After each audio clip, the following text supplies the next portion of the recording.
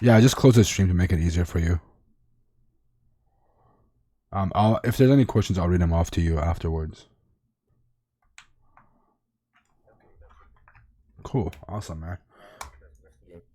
So, chat, let me know if you can hear the gentleman. I'm gonna switch over to this. There we go. Well, hey, man, thank you so much for joining me.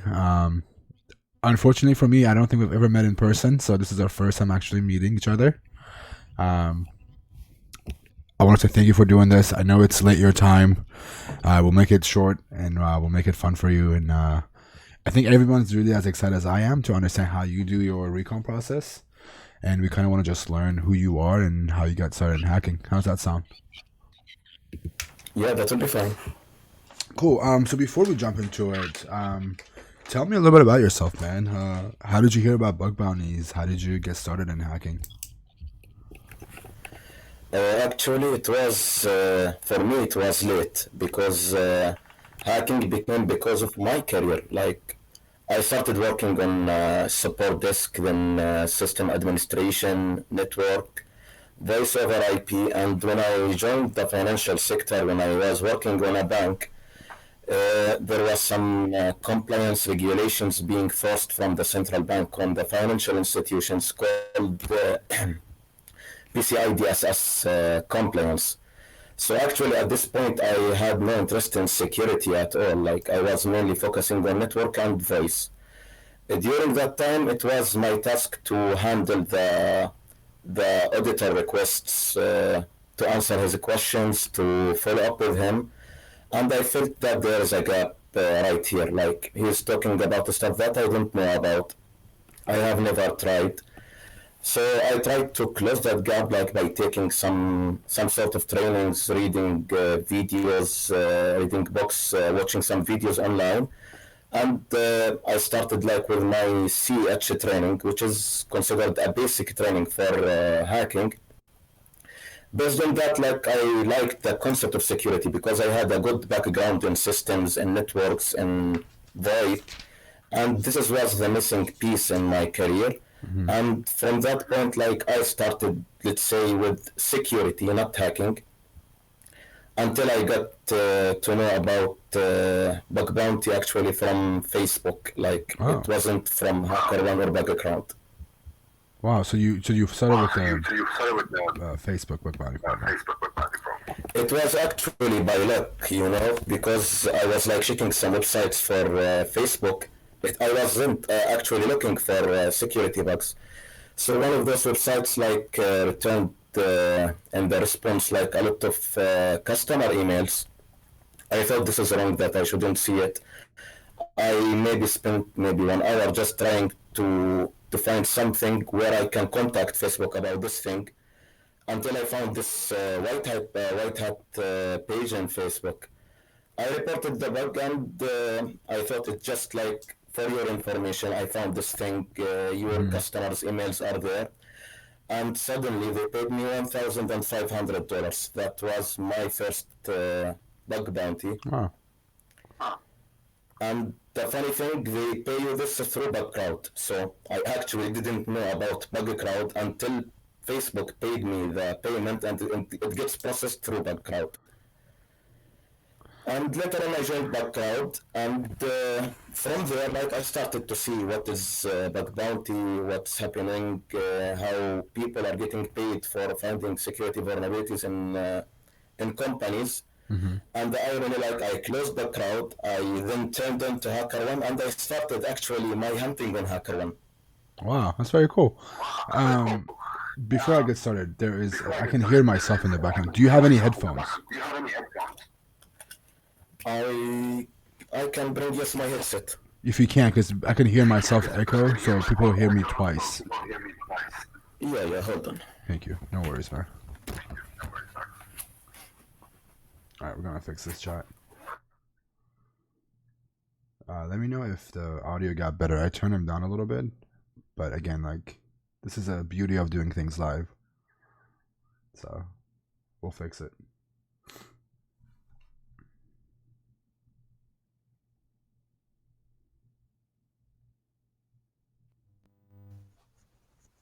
So is it fine now? Oh, you sound much better, man. So much better. Yeah, yeah. If I knew it, I would have connected it, but No, it's okay. It I don't happens. join a lot of video streaming. Yeah, this is a part of doing everything live. Cool. So you So said you that's heard it. from so you heard about Buckcrowd through Facebook's Bug Bounty program, and then from Facebook's Bug Bounty program, you went to Buckcrowd, you did some hacking, and then you heard about HackerOne. No, actually, like I processed the payment in Backcrowd. It was weird for me from as a platform. So I started looking in Google for like bug bounty platforms, and HackerOne popped up. I liked, let's say, the GUI, the activity, this stuff in HackerOne. So I actually started like my first bug bounty reports on HackerOne, even though that I knew Bugcrowd earlier from Facebook bug bounty. Very cool. What got you so interested in Recon? You've been doing a lot of cool Recon Uh, stuff. ac- What sparked the idea of doing Recon the way you do? How did you get interested in that? I guess what helps in that is when you do a job related to security, because in that specific period, like when I started to like this, I shifted my career. Like I moved immediately from network and voice over IP to security, cyber security roles. In cyber security roles, you get engaged in vulnerability scanners, in risk assessments, business impact analysis, doing some basic internal penetration testing. When you are having this in work you cannot just do this as a freestyling. You have to follow some procedures, some policies, some steps, like when doing anything.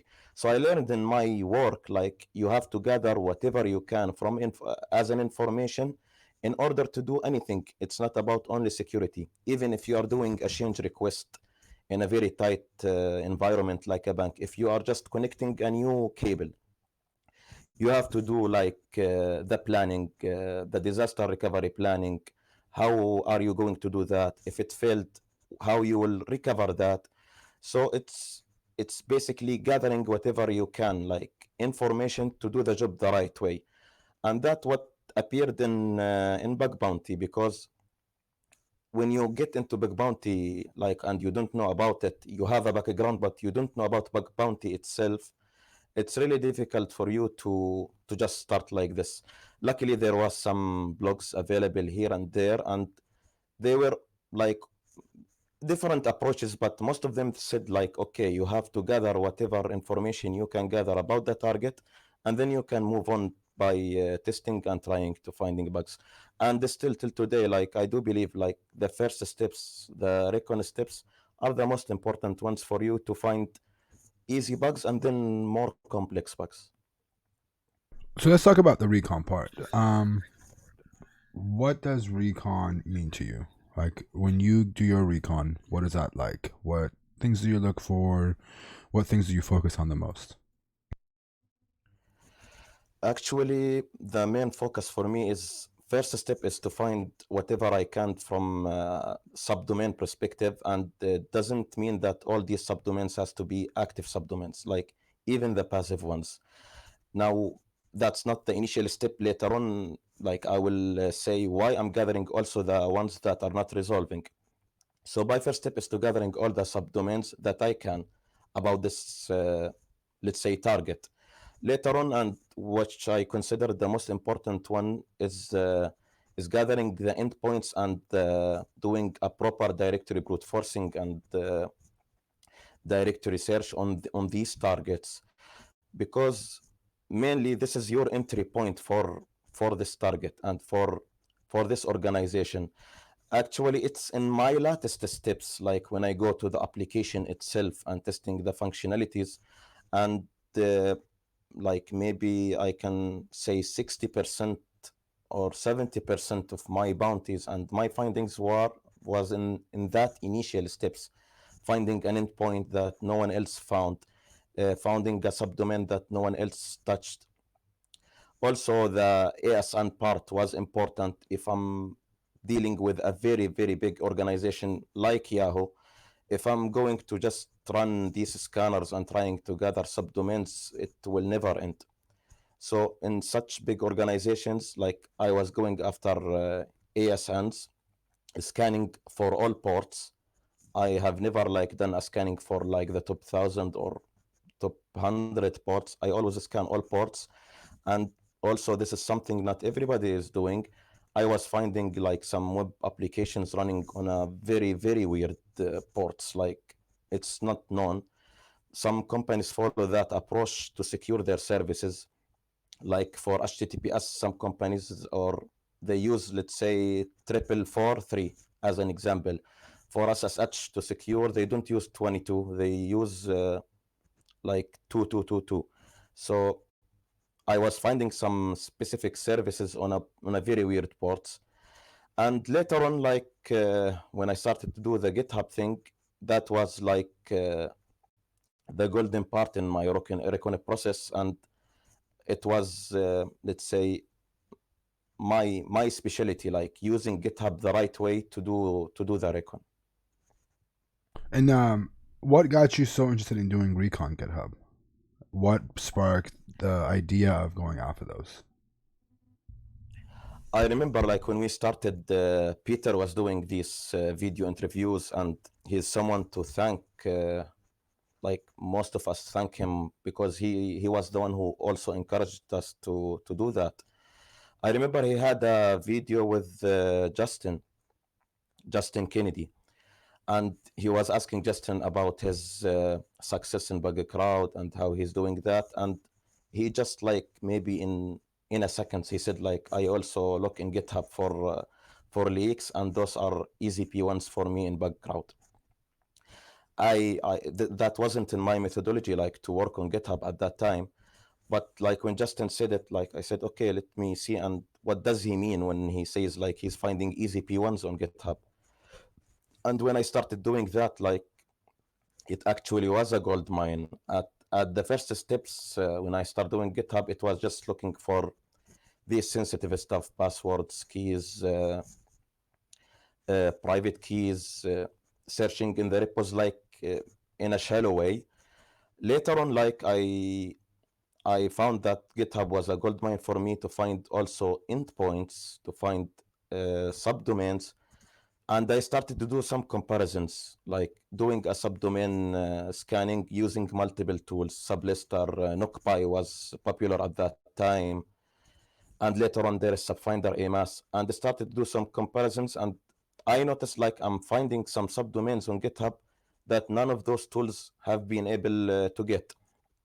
Even in my directory brute forcing in finding sensitive endpoints and sensitive paths in the web applications.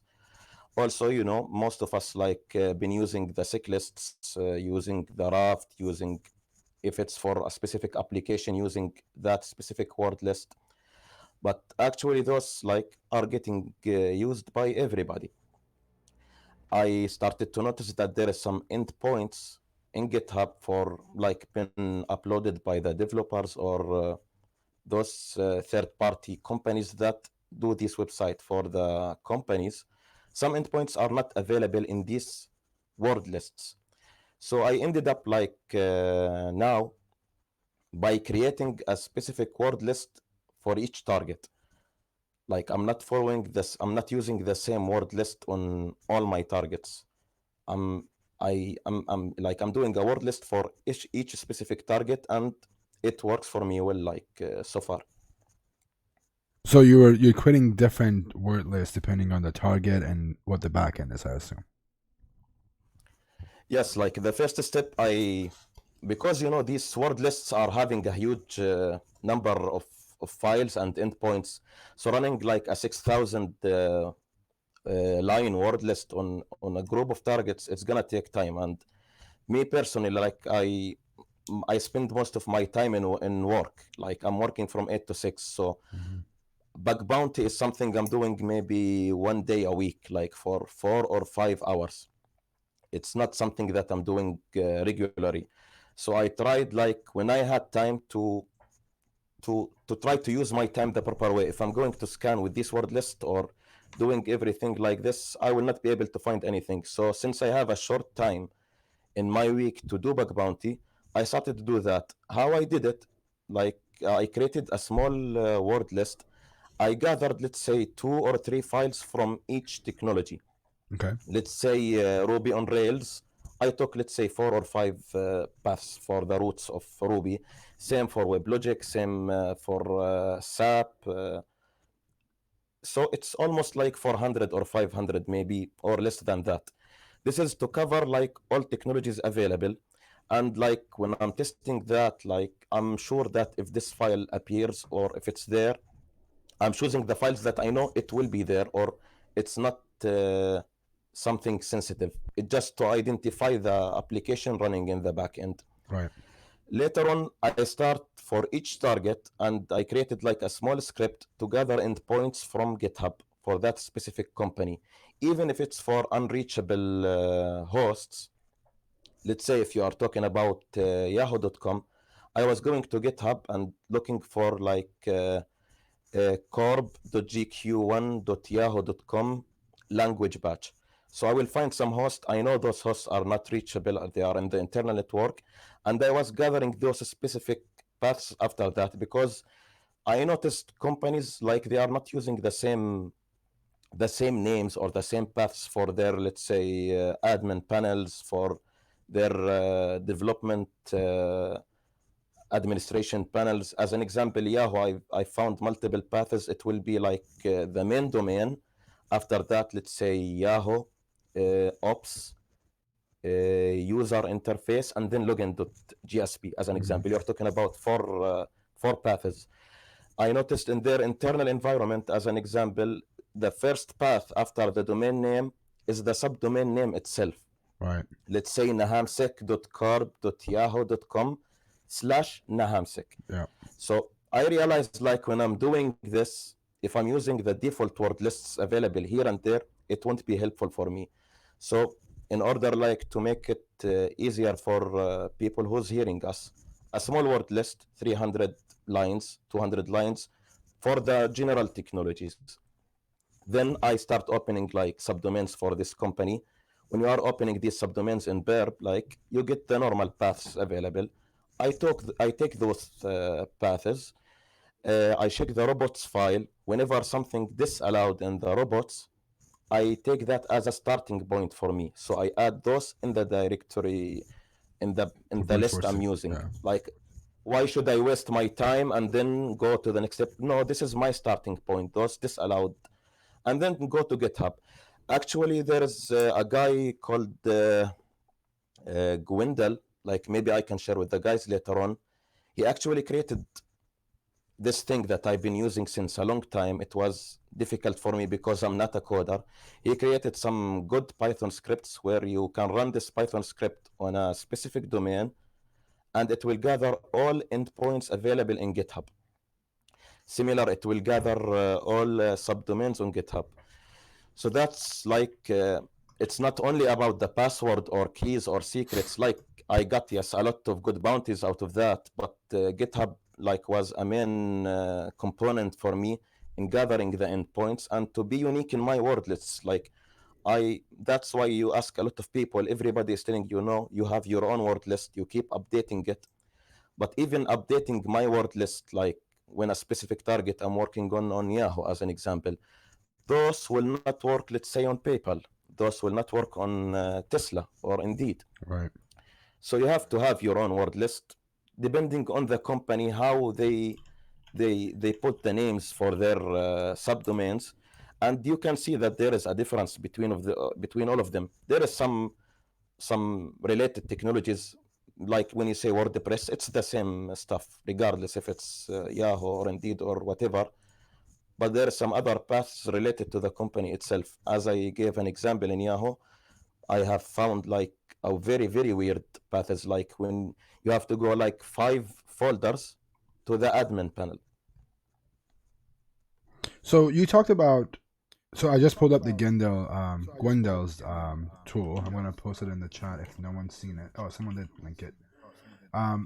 So you seem like to be very focused on so the naming convention is what's really important. How do they name things? What are those patterns? And you're identifying these different patterns for each company and going after them, right? Exactly. That's it. The patterns are different from a company to another. Like it's not the same. Okay. You said something about coding. You said you're not a coder, and I am in the same boat as you are. But what is your take on that? Do you think that it's a requirement to be a coder for you to become successful at bug bounty hunting? It's not it's not something mandatory to be a successful. Like you can be successful without being a coder, but if I was a coder, like my life would be easier because people who are good in coding, like as an example, what Gwendal did, like I spent, because I don't know how to do Python or code or this stuff, I spent maybe 2 months trying to do something similar. It's not the same quality, but something similar. So it can save your time to automate a lot of tasks you are doing. But I don't think it's something mandatory for you to be successful. Like a lot of people are doing this and getting bounties without being a good coders. But of course, it's an added value. Like you can be faster than others. You can do this use case scenario in your head, and you can apply it immediately. Some of us waiting for like a good guy to publish a tool to automate this thing, to automate this guy. A lot of people, let's say, were happy when you did your bash script, the lazy recon, even though the concept is not let's say a rocket science. Yep. You are like merging tools together, you are automating that, taking this input from here to there. But for someone who's not doing coding, this looks complex. Like he will say, I cannot do that. Yep. You will reach a level that you will have to learn like basics just to automate a task you are doing in order not to waste time with it. Yeah, I think you nailed it on the head with the lazy recon thing. The biggest thing that when I released lazy recon, it wasn't so much to say, hey, here's how I do recon. It was there so people could add on to it. Like, hey, it's so easy to do bash scripting. You can just use a bunch of different tools and feed it to each other, right? And I was hoping people would understand the value as to like, look, it's not rocket science. Like you said, go and find these tools that are already out there instead of reinventing it. Learn how they work and how can you chain one tool to another, to expand your bug bounty findings or your asset discovery and content discovery part. But I think you're absolutely. It's the basic of merging those. It's the basic of merging those. Like there are some other people now doing the same concept with a user interface, as an example, now to make it easier for the one who's doing the recon. More people added like more tools to monitor the changes on the websites or monitor the changes on the host. So it's actually you are adding a tool with another tool, with another tool, with another tool, or another idea with another idea. You're merging all these ideas together to have something make your life easier, save your time on this specific process, and give you more time to focus on the application itself, to work on the application itself, and like to pass this level of let's say the easy bugs available in the recon phase. So talking about tools, what are some of your favorite recon tools? What are some tools that you heavily rely on as a part of your recon? Well, mainly like for the subdomain discovery, like I use AMAS. Okay. Like this is my first step, AMAS, and then I use mass DNS to brute force subdomains. And the same concept is here. I'm not using the 1 million word list from JSON. It's too big for me. Oh. So I check how they are doing their names. Taking other subdomains from other targets, like some technologies. Kubernetes wasn't there like in old word lists. Now there is hosts will be k8s dot something.com, k8s-cloud.something.com. So whenever there is something new or a new application I'm approaching or I'm testing, I'm adding this. I'm trying to make it a less one, but mass DNS is good. Like whatever you give a big word list, it can finish it in a quick phase. Now this is for like gathering stuff. For after that, like as I mentioned, I'm using the default directory search, like for this host, but in a selective word list for a target, and it's like for just like having a general view of the targets available, of the technologies used. Still, this is painful doing that command line, doing this here and there. There is a good platform, an open source platform I've seen maybe 3 months or 4 months ago called Intrigue. Intrigue, something, it's pronounced like this. I Oh, will also share this. Intrig.io. Yeah. Dude, Yeah, that one. dude. I think it's underestimated. Intrig.io. All right, so there's a story behind Intrig.io. So when I presented at DEF CON 25, I think no 23 as an intern, that was the project I presented at DEF CON, was Intrig.io on Jason Hax's How to Shot Web. That tool has been around for a very long time. It was developed by Jonathan Cran, formerly the VP of operations. Exactly. Yes. You use that tool. Yeah. I actually liked it because I still till today I'm saying this is underestimated. Like, people don't see how much efforts have been done here. Like, I recommend everyone to at least take a look. Because I missed that part, like having a GUI to manage your host. It's not about just scanning this host and gather this information and then like closing your laptop or saving this in a text file. It's not logical to do that. When I opened this platform, actually it's not a paid, it's free to use. They did a lot of development, like whatever you think about, it's there. I believe, like whatever you think about, you just add your keys for multiple sources, like for Synesys, Shodan, and other sources. Internally, it's like a set of tools. You can do directory search. You can take the screenshots. I don't know how to explain it, but it happens in in an automatic phase. Like, you just give the domain name or the target, and it consists of something called entities, and it starts to run automated tasks on this domain based on whatever information it can be gathered. So you end up having a project, having the subdomains, having endpoints, having in a very proper GUI. It's actually lately they have the integrated VulnDB, so you have the technologies for this subdomains. If there is a CVE is known, you will get to know that, and that helps you like later on if you have a set of projects. When something, let's say like the latest Citrix bug, if you are still doing that on your text files in your command line, when there is like a new bug appears and you want to be faster than others, you will not go through your text files or your browser history. When you have something organized like this, it's a matter of just searching for this technology, and you will get like whatever projects or targets you have, you will be able to sort out immediately and start reporting. Yeah, I think the biggest thing is like when it comes down to Recon at mass is the historic data is very important, and I know Intrigue does a very good job of collecting all that data. I'm really excited to hear more people using Intrigue. I haven't checked it out in a while. I just talked to Jay kind of about it. It's a very cool tool. I put the link in the chat for When everyone was to the check last it out. time you? When was the last time you've seen it or used it? I helped them fingerprint a couple of things maybe a year and a half ago.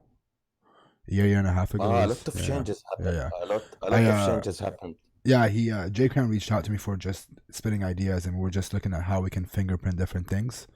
I'm kind of glad that I got to commit a few changes to Intrigue. I didn't know people still. I mean, I didn't know it was widely being used by bug bounty hunters. I thought I thought that was more for organizations than bug bounty hunters. So I'm really excited to hear more people are using it now. No, it's very helpful for me, like for at least managing my projects. And yeah, as you said it, like the idea I believe was to attack surface management, like to know what assets are here and there. Yeah. But they did a great job inside to most of the tasks that you are doing, like command line and tools here and here. There's even for GitHub, by the way, like there is, I believe, the latest thing they did a GitHub integration. So you can also integrate it with GitHub and look for secrets as an example and password. And with the binary edge, I've been checking it, like maybe he is doing a lot of efforts on that project. I recommend everyone to use it. If not, like if you don't want to automate this stuff, at least to have a historical records of your projects. Yeah. You talked about your background a little bit. You said you came from IT and you went through different phases of working in cybersecurity. What is your take on certificates? Do you have any certs? I have only CH and it's expired, I believe now. So you don't do you think certificates are important for bug bounty hunters?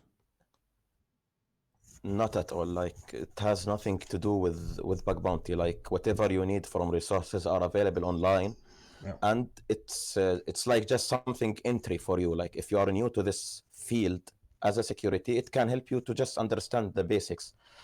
Now the thing, those are required for you to work, and that's the problem. Like for you to have a good job, to have a career, you have to have some certificates. uh, Depends on where is your priorities. Me personally, my priorities is has been always to work, even though like sometimes I ask myself, I want to quit this job, like I have a good bounties this time or this month or this year. All right. But still, like I do respect having a job. My rule in life, like you should have two sources of income. Mm-hmm.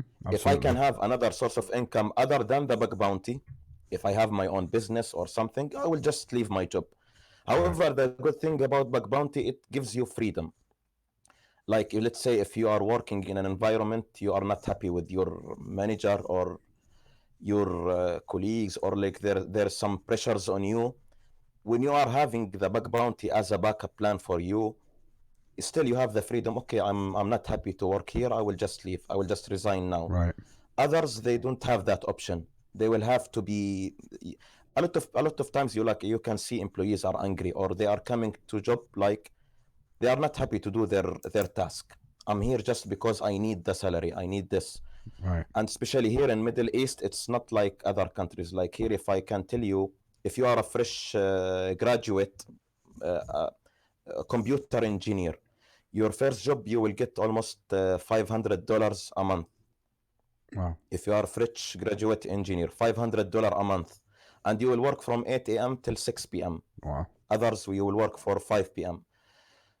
Comparing this to the cost of your life, it's nothing. Like you get the salary from here, it will be disappeared like after 2 or 3 days. Yeah. So I feel sorry for these guys, and maybe the increment after a year it will be maybe $100 or $170.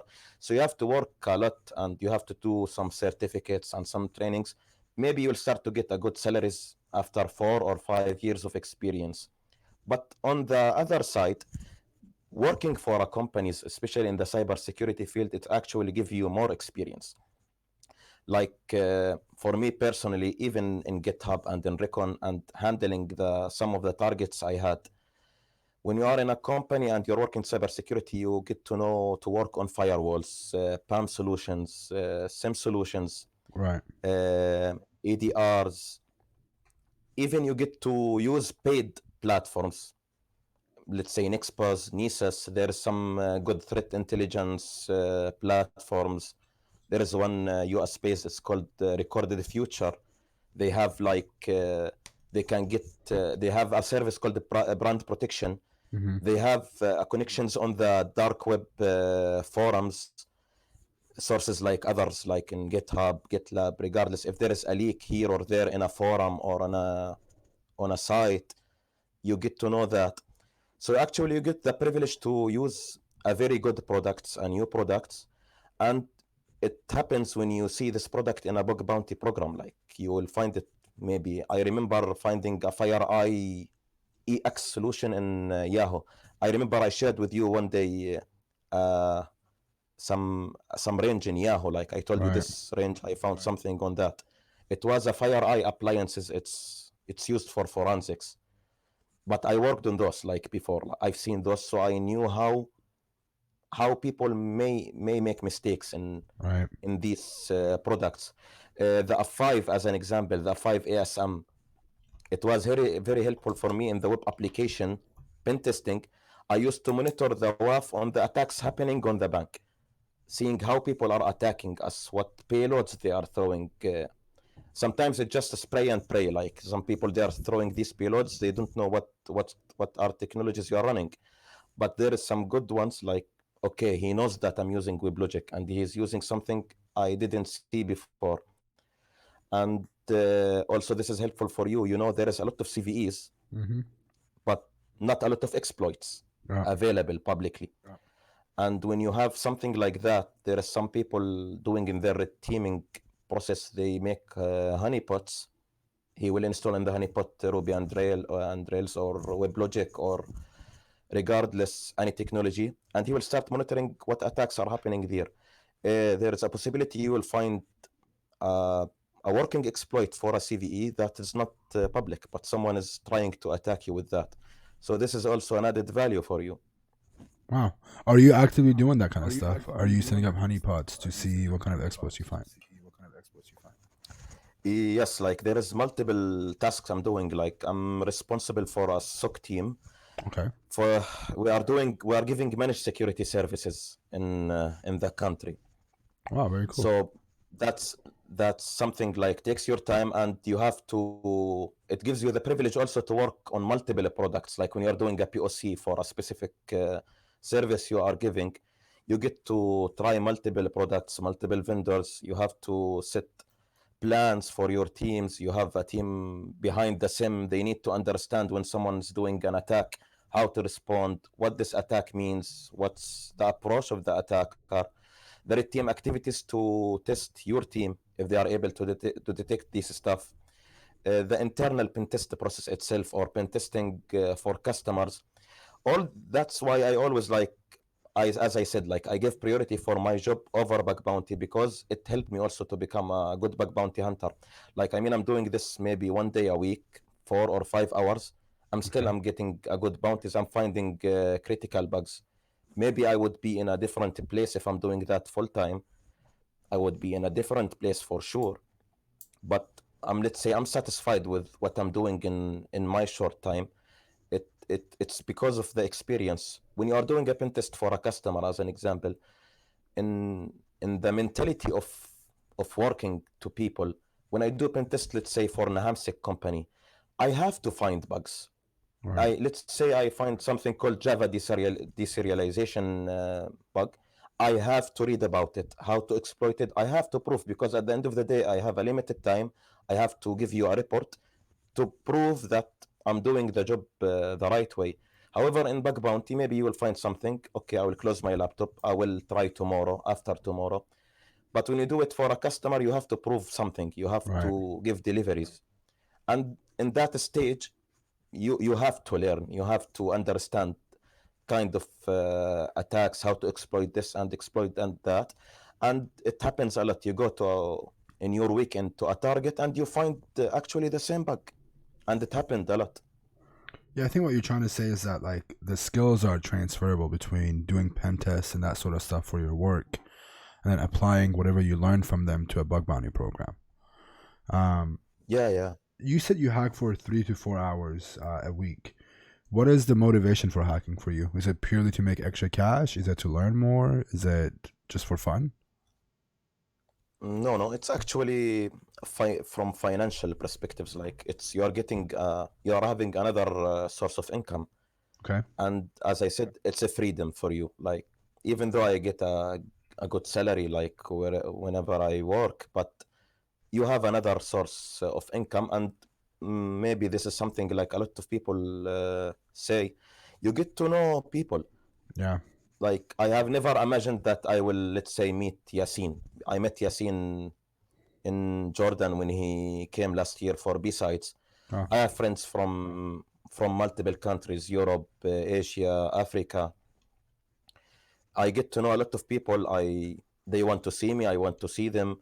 Yeah. And actually it reflected on my career also. Like Twitter itself, you guys, your blogs, the streaming, those stuff are also an added value for someone who's doing this for a job. Like the knowledge I'm getting from you from Twitter, I transfer this to the youngsters who are still fresh in the cybersecurity or fresh in the bug bounty, and you like transfer this knowledge from person to another.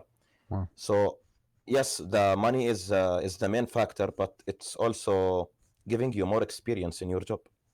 I agree. I think a lot of people that want to get started in bug bounties think of it as the quickest way to make money. That's the first thing everybody wants to do. But there's so many more things you can gain in the long run with bug bounties if you put in the time and effort to work with other people, to learn from other people, to teach other people, and you become better as a whole than wanting to learn how to do bug bounties overnight. Speaking That's of, one of my regrets as an example.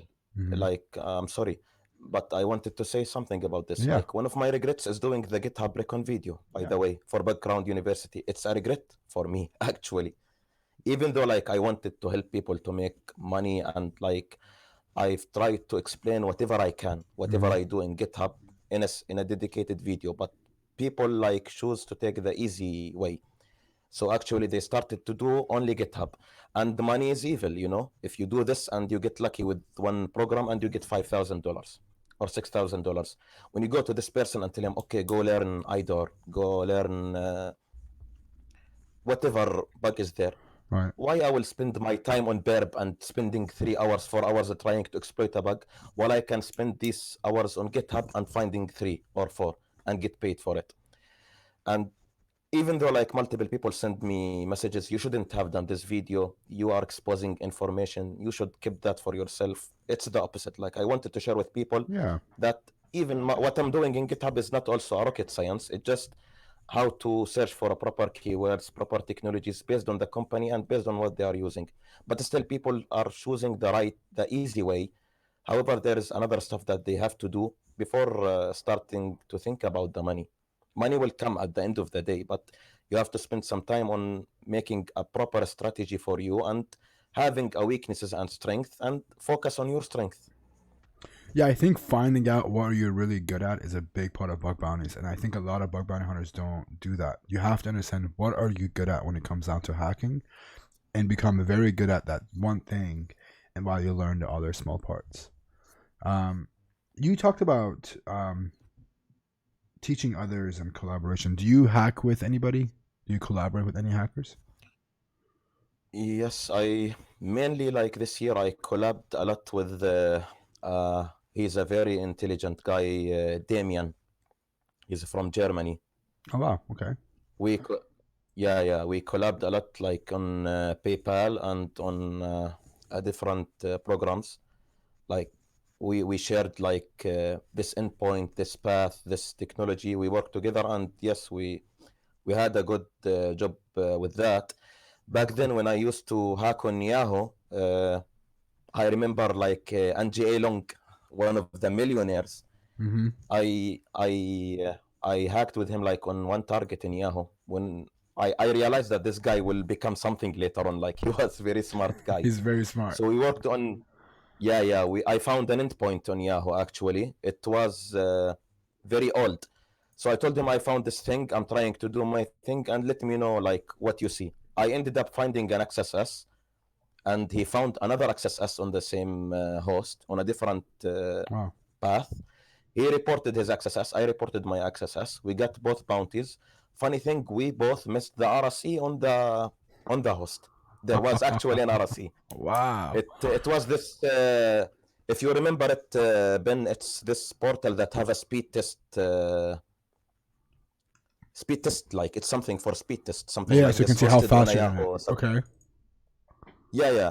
And actually, there was an RCE reported for the same on Shopify, I remember. Wow. And even shops, like, had a blog for that. He found something like this on Mozilla bug bounty program. So actually, both missed it. But later on, Angie Along, like, he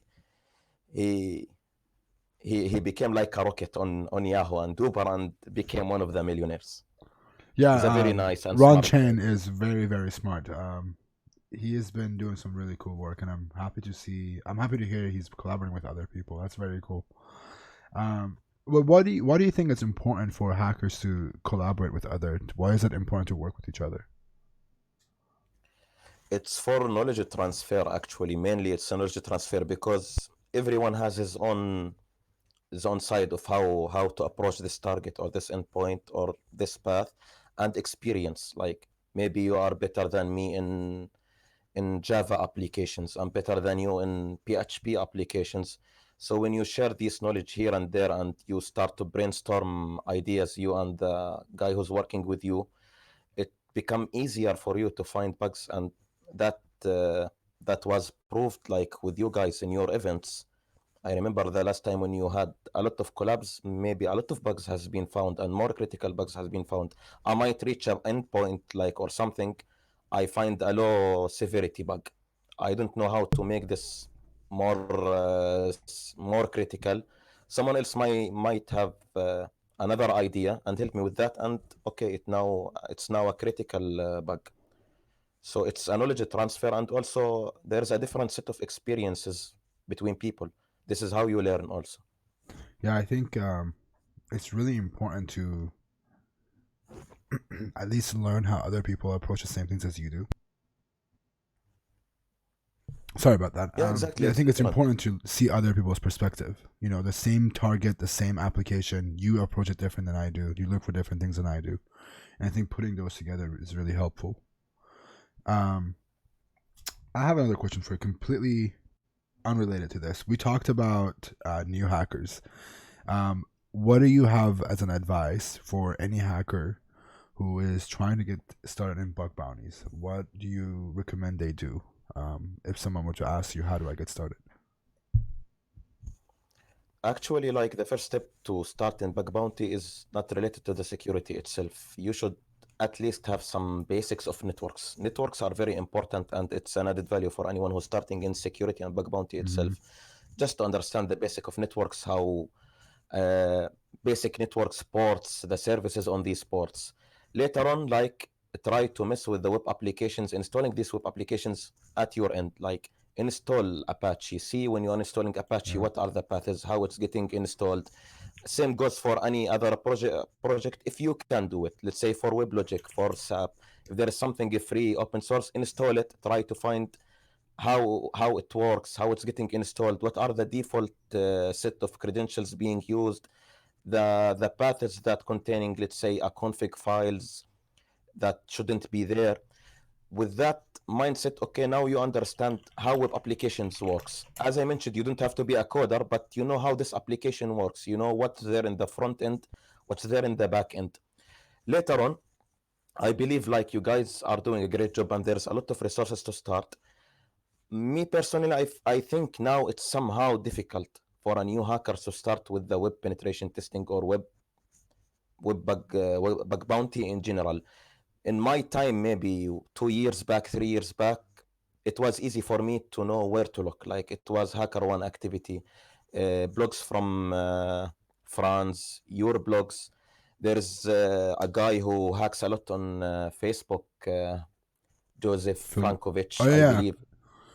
I know who you're talking about. Yep. There was a limited set of blogs. Actually, your blog, like I've seen your blog during that period. Like when I was looking for Bug Bounty 101, there's a guy who's working now in Facebook. His website is Witon or something like Oh yeah, this. Jack Finite. So he had yeah. He had a lot of great POCs for bugs he found, and he had you in his references, you and other guys. So it was easier. Yeah. Now I believe because there is a lot of people sharing information, a lot of people are doing this, it became a problem for a new hackers to know where to start. Because there's actually a good of places. Portswigger are doing a good job. Your streams, everybody is doing a blogs now about their findings. It became difficult. So for me, if I'm giving advice to someone now, do not go and read bug bounty write-ups or blogs. Go try to understand web penetration testing. Like go to the basics. Stick to the web application hacker handbook as an example. Understand how burp getting used, how to use burp the right way. Learn the Understand how these basics. bugs are basics. Yes. Later on, when you are going to the bug bounty is something different, but it depends on the basics you have. If you understand these basics, then okay, there is a lot of blogs and resources how to exploit this, how to exploit that. If you don't have the basics, it's difficult for you. You will feel yourself drowning, like doing scans from here, gathering subdomains, doing random directory searches, throwing these payloads here and there. Focus, like read the basics for web penetration testing. Forget about money or bug bounty. Web penetration testing. Understand these bugs. And actually, when you are reading, you will see like, okay, I like this topic more than the other. I like this thing more than the other. Then you can like start to practice on this specific vulnerability or the specific functionality, and then you can like reflect that on the bug bounty. As an example, if someone who has nothing to do with web penetration testing and asks me from the bugs like where to start, I will tell him IDOR. IDOR is the easiest thing to explain to someone Yeah. and how to abuse it. As an example, it doesn't need you to understand this and that. It's easy to identify and to abuse. Yeah, I think IDO is definitely a good place to start, just because you don't have to really have technical understanding. It's just understanding how the application works. And yeah, I think you're right. There is a lot of information out there for people to learn. But the background of like the stuff that you understand is very important. Yeah, if you have no background in web dev, there's a different path for you versus someone who knows how to develop sites, right? So I think you have to figure out what your path looks like when you're a new bug bounty hunter, and based on that path, go after And those. even in your tooling, Yeah, yeah. and later on, like even in your tooling, there is also, as you know, like there is a multiple tools out there, a lot of tools. Like for every step in your recon or your exploitation, there is a lot of tools. So try those tools, see what works well for you, that gives you the proper results. I believe still Shodan till today is a thing. Shodan is a good Yep. source to gather information. Absolutely. Actually, I also recommend people, if you get a good bounty later on, invest in yourself, buy. For me, like I bought the small business subscription on Shodan. I don't know if you've seen the new version, the beta version. It's actually amazing, the beta version for Shodan, and it has a functionality that where you can gather also subdomains. I don't know if Are you using the basic $40 Showdown, or are you paying the monthly $50 a month? no, I actually got the small business plan where I paying $300 a month. Wow, and is it useful? Of course, it's useful. Like that's why you invest your money. Like I got those in return, and it made my life easier. Let me give you an example here in our chat. This is not available as an example in the normal Shodan. This is actually you can gather subdomains.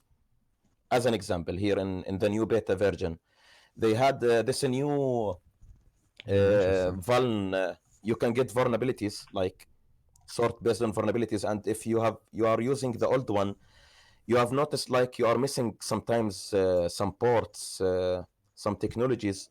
When you are using this on the beta version, you get the whole details you need. Let me just share with you this. I don't know if you have used it a lot or not. I will show that after the chat. I actually don't use Shodan as much as I used to, but I'm probably gonna give it a try now that I hear they're working on it and improving it.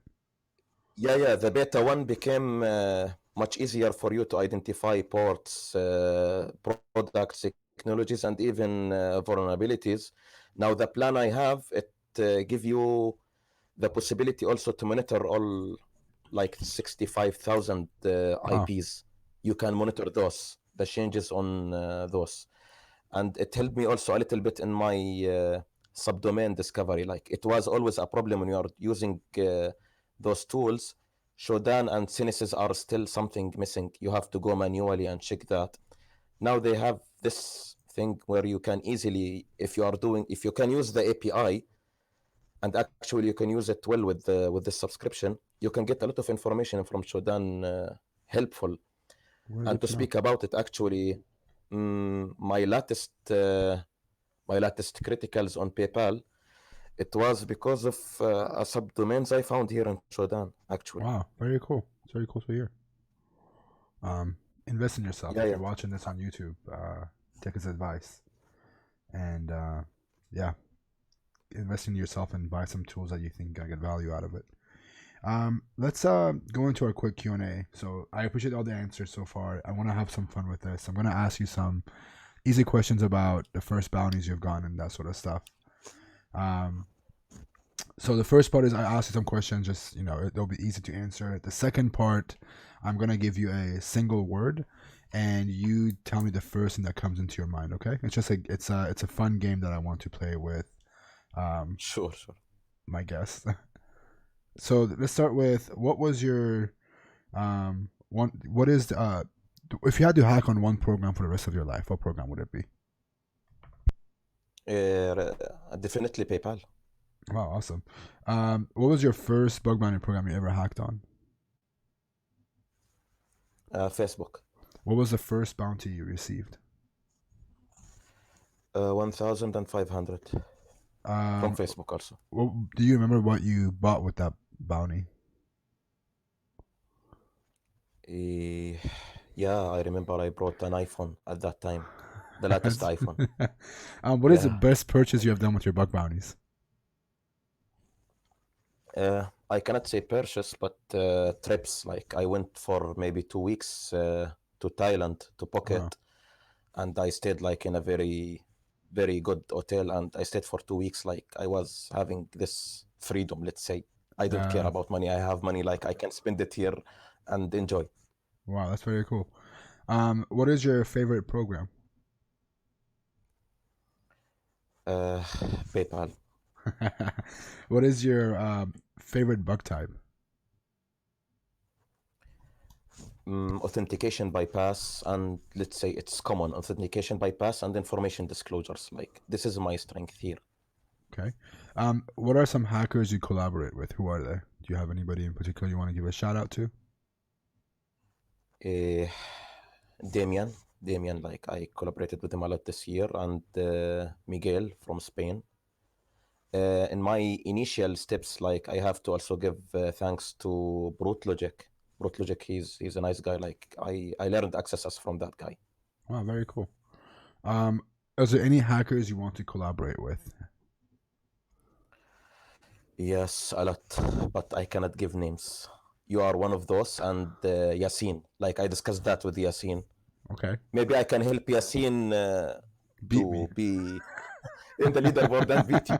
Actually, spoke about you when he came here to Jordan, and he's a very, very, very nice guy. Yeah, Yasin. Yasin is an extremely nice dude. I have nothing but respect for Yasin. Yeah. What are like we talked about your favorite tools? What is your ultimate favorite tool that you always like? One tool that you have to pick. I would say directory buster. Like Wow, okay. directory buster is yeah. Outside of hacking, what are some of your hobbies? What do you like to do outside of hacking and being on the computer? Like our life is always behind the computers, but when I have time, I would like to travel. Like I love traveling. Like when I have time, I just book a ticket and leave to a new country like I didn't see before. That's awesome. Let's talk about the wordplay. So I'm going to give you one word, and before I do this, if you guys have questions, right now it is 1:01 my time. 1:10 is when I will close the question. So if you have questions, post them now. All right, so I'm going to give you one word, and tell me the first thing that comes into your mind. Sure. GitHub. Future. Shodan. Valuable. Recon. Basics. Buckrowd. Good platform. HackerOne. Future of bug bounty. PayPal. The most professional people I've worked with. Snapchat. It's amazing. Excuse me. Intrigue.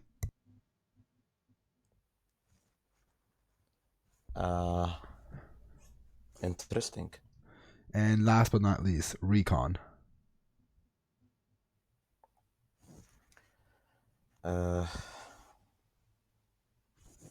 You can't explain it in one word.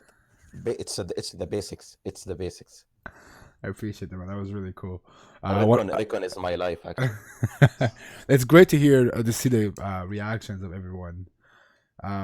Let's see if there are any questions. When you find improper access control for Kubernetes dashboards, do you have any specific way to prove impact without harming it? On a Kubernetes? Yeah. There's like a lot of POCs you can do without harming the application, but actually, like, I don't go to that level. Like, if the pods are exposed or these endpoints are exposed, it's enough as a POC. You don't have to do a code execution on the application. It's a matter of finding the pods exposed or these endpoints exposed in the Kubernetes. It's fair enough for you as a POC. You don't have to dig more. What is your daily routine like? What does it look like for you when you wake up? What do you do from start to finish? Well, actually, like, I start with a cup of coffee. I drive to my work. It takes almost 1 hour from my city to the other city where I work. On a computer, I first start my day with the internet coffee GitHub. I do a quick search on maximum five targets that I know, and I already remember like the number of codes available in GitHub. So if there is a new changes in the code and in the numbers, I go and check the latest stuff. Wow. Later on, I go to my emails and dedicated to the work till 5 o'clock. In the night, it's just for the kid, and enjoying with the family. That's it. Wow, very During cool. the normal days. Okay. Have you? Hold on one second. I'm losing track. Favorite resources for dorking apart from GitHub? Has the type of info disclosure changed over the time? I didn't get it. Like, So this is the first question. What is your favorite resource apart from GitHub to use Google Dorks for? Like to look for credentials or use Dorks on? Do you just do GitHub or do you do GitLab, Bitbucket, Google, or are you strictly? I tried that. Like, I tried those other sites, but no, it was mainly GitHub. But for paths or for endpoints, I go for Stack Overflow, for those sites, Experts Exchange. There's some people like they are posting their stuff, and lately, like, I noticed a site for chat, some similar to Slack.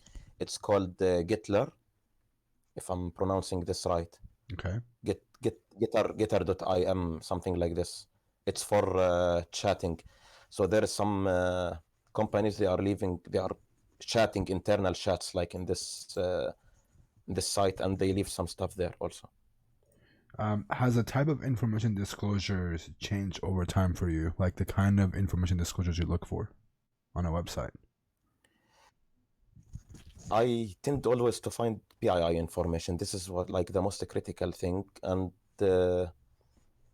it's a result of something else. Like, if you find the password and get access to something, you will get at the end of the day to PII. But my main focus always to find the PII. This is what the companies care about the most. What is there any dorks or any GitHub tokens that you look for that other people have usually missed? Like, is there something that you look for that a lot of people usually miss on GitHub? Yeah, this is something very sensitive, and they always miss. But it depends on the company and what they are using, which is the LDAP, like the LDAP credentials, the Active Directory credentials. It has a specific keyword called security_credentials and the LDAP protocol. If you notice, there's a lot of companies, they have some published services on public, and in order to log into these services, you have to log in with your corporate Right. username and password. At the end of the day, it's the Active Directory username and password. Luckily, there are some people put a domain admin on the GitHub, so it's a disaster at the end of the day.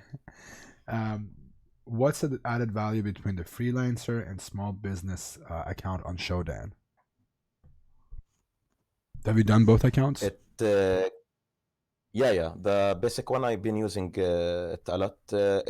It doesn't have a lot of limits. Like, you can do up to 1 million requests during the month, and you can monitor also. Like, you can put a set of, let's say, a CIDR network, and you can monitor it for changes, and also the vulnerabilities tag. Like, it's not available in the normal one. In the small business one, you get also the vulnerabilities on a set of hosts, on a set of a large hosts. Do you use your dorks for hacking mobile apps? Mobile apps, yes, I use the same concept of GitHub on the static analysis. Like when I'm approaching mobile apps, I use MobSF, which is known. It's having an easy GUI to use when you are installing it. And in the code itself, I start looking for the same keywords I'm using on GitHub, and it works also. Like you can get to find secrets, authorizations, bearer, tokens, secrets. It happened in some applications, yes. Very cool. How did you find your weaknesses and your strengths when you started hacking? Like when you are reading a report disclosed, let's say on HackerOne or a blog, and you don't understand anything about this report, you feel like weak. Okay, I'm not understanding this, so you have to spend a lot of time to understand it, and then to try to test it on something and to know it more. Still, there is a lot of stuff I didn't read enough lately because there's a lot of information. Like I'm planning to read about HTTP request smuggling. Like it's a thing now, and I didn't have the time actually to read it and test it.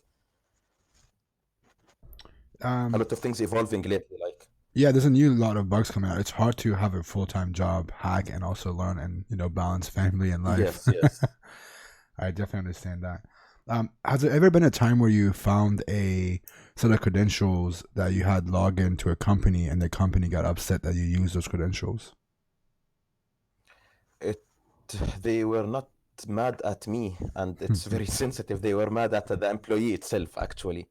For a certain period of time, maybe not a lot of people know that I started to get away from GitHub because unintentionally, like I hurt some people. Like let's say one of the examples, it was a very very bad thing. I don't know if you guys heard about PAM solutions, privileged access management solutions. So it's a solution where you have all your super accounts credentials are saved on a jump server.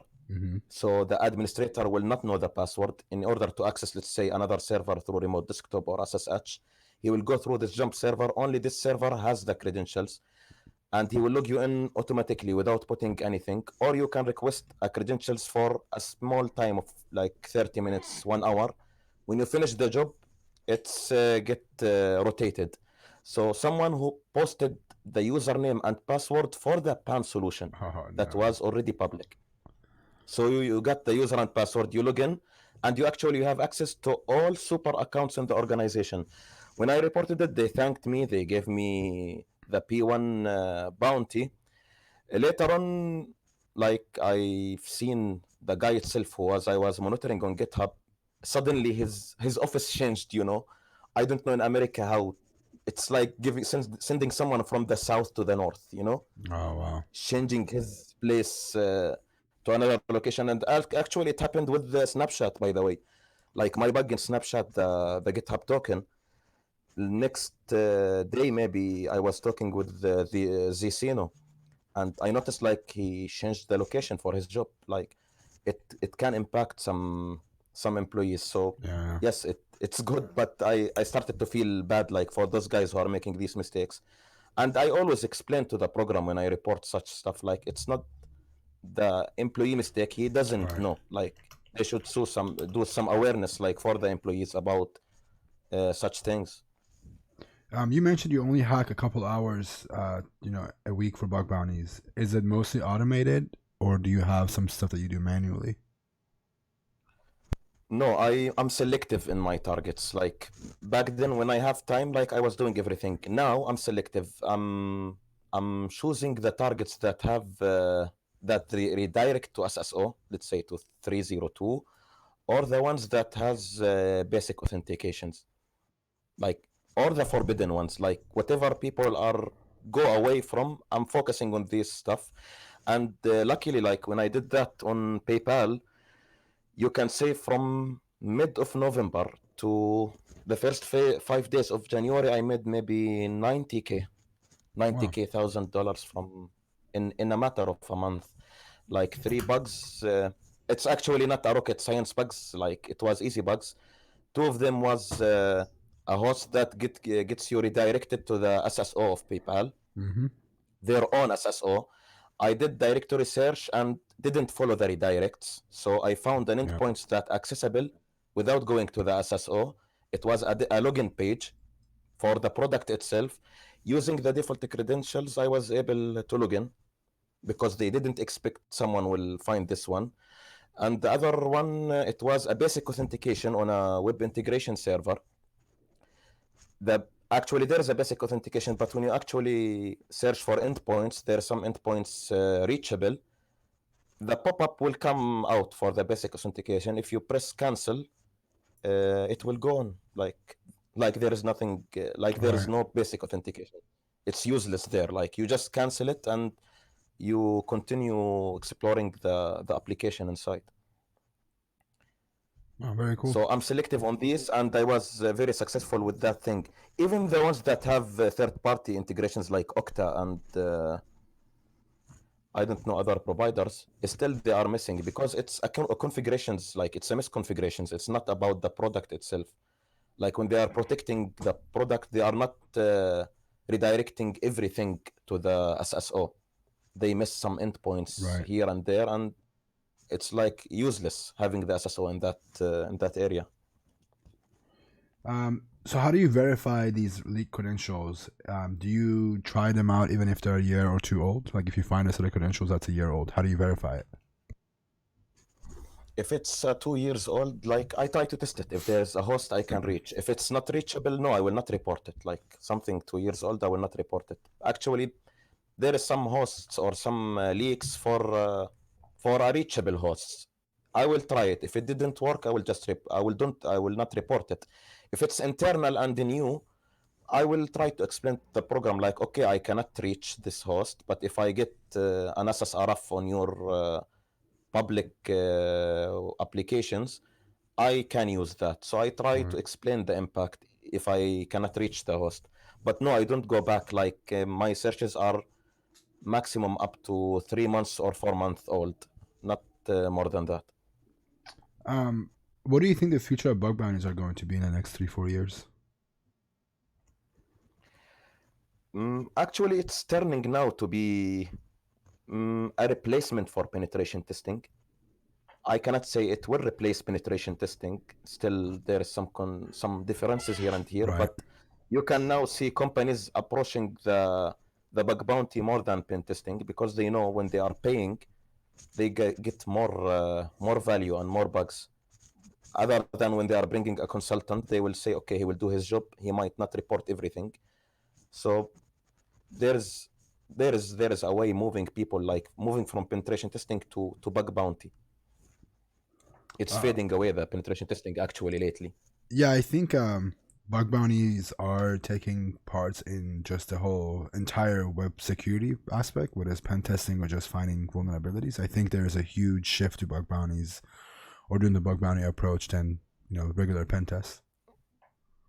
And lately, some technologies killed penetration testing. Like when I'm speaking from the market itself, the security market. Now there is a technologies that is doing simulation attacks. Like you bring this solution in your environment, it do a simulation attacks like a PT. Mm-hmm. You get to know your gaps and your stuff without impacting anything. So it's similar like you did a PT, but without a proper POC. So it's fading away, the penetration testing, the typical penetration testing. It's just going away now. Last question. People, wait, that's not a question. So there is. This is kind of a repeating question, but let's just give it a try. Last question. Give me your quick recon process for a huge company like Yahoo, Facebook, Google. If you were to do recon on them, what does that process look like? And let's close it out with that. Like for big companies like this, I will go immediately after the IP addresses, like the CIDRs. I cannot waste my time in gathering subdomains. CIDRs and full port scan. Very cool. Well, that was it. That was all the questions that everybody had. Is there anything else you want to say? Is there anything you want to add to the interview? Uh, Actually, like I spoke about Gwen, what he did in GitHub, it's something good. I'm also checking old exploits. Like there is a repo on GitHub called Packet Storm Exploits. It's very helpful when you are working on a very old targets. Like when it comes, let's say, to Yahoo and AOL, there is some people who posted the access as SQL injection. It helped me once in AOL, like they had some endpoints with ADB extension, and it's something like that they removed, but it was also available on some old hosts. So this is something that they should look for. We spoke about Intrigue, and yeah, that's it. Yeah, someone This is linked what I wanted to share. Yeah. Someone posted the link to it. There is one thing. Yes, there is one thing, my friend. I'm sharing this with you. This is a specific word list that I've checked. It's, all people are using sick lists, but this one is unique also. Not all people. Why I'm sharing this one with you? Because it's the only place I found. There's some sort of endpoint like I found in PayPal in my latest 21K bounty. I didn't find this endpoint in any place other than this thing. So actually, what this guy did in PathBrute, he created a specific word list based on exploit database. Wow, very cool. And based on CVEs, like the most ones I'm using currently, I'm trying to clean those. The default path is .text, the CVE paths .text, and the packet storm path. This is something getting updated, like whenever there is something new. It's somehow different than sick list. Yeah. It gives you like it gets you to the point. Like Very if cool. you find something from those, it means there is an issue in this application. Yeah, that's a very good share. I threw that in the chat, so if anyone wants to use it, very generous with you, share, man. I appreciate that. I put that in the chat, so if you want to use it, it's under Milo2012/pathroot on GitHub. Hey, man, I really appreciate you doing this with me. Thank you so much for joining me today, and this was very, very valuable. I personally learned a lot of stuff from you, and I'm sure everybody in the chat also learned from you sharing all your knowledge. So I really appreciate you doing this with me. Yeah, it was my pleasure, like doing that with you and helping the guys here to get to know how the process can be different from one person to another. You just have to use your own methodology when you are doing this, finding the best way to do it. Not every methodology will work for you. Just find what suits you the best. I don't know, you will be in Nalkan in India, Ben? I wish I could go, but unfortunately I can't leave the States right now. Hopefully next year. So maybe not this year, but next year I'll be in Goa and we can actually meet up for once. Then hopefully I will be able to meet some of the guys here watching us in March in Nalkan in India. Are you going to be in Nalkan for sure? Yeah. Last time I was going there and I forgot that India needs a visa for me. So I was actually in the airport and they asked me for the visa. So it was a failure. Yeah. Now I'm not doing the same. I have to do it this time. Well, if you're going to Nalkan and you want to meet the gentleman, he is going to be there. Hit him up. And I appreciate you being here again, man. Thanks so much. And hopefully you and I get to collaborate. And we've talked about it a little bit and hopefully we get to collaborate this year. Hopefully, yes, for sure. Thanks again, man. I appreciate it. I'll talk to you soon. Thank you. Have a good day. That was it. This is the data that he was sharing with me for anyone that wanted to see it. Let me quickly screen change. Not this one. There we go. This is what he was saying. You can just go domains, verizonmedia.com. It brings all of these different ones. Some really cool stuff that I can see already. Internal stuff. Some oath.cloud we're looking at. Very cool. I wonder if there is any stuff for our oath. Just quickly check it out. I think it's a very cool place to data collection, and it also gives you some other places to look at. I'm gonna check this out. Maybe we can play with this the next stream. All right, that's it for me. I gotta jump off. I'm gonna actually go over to whoever is doing well on the science and technology channel. I'm gonna host them. If you want to stick around and hang out with them, you're more than welcome to. I will not be streaming on Sunday. Keep that in mind. I will not. I mean, not Sunday. Tuesday. This Tuesday, I will not be online. because I'm traveling for work. But if you want to come chit chat with me, I'm on Discord. Go down right down below. Check out my Discord channel. I'll be online there, and I will also be coming back on Sunday. I think, Sunday is Zishano is actually coming to stream with me live, so I have him come in. So yeah, I'm gonna be jumping off. Let's go host somebody. Stick around, show them some love, and I will talk to you guys all on Discord, or I will see you guys on Sunday. Peace.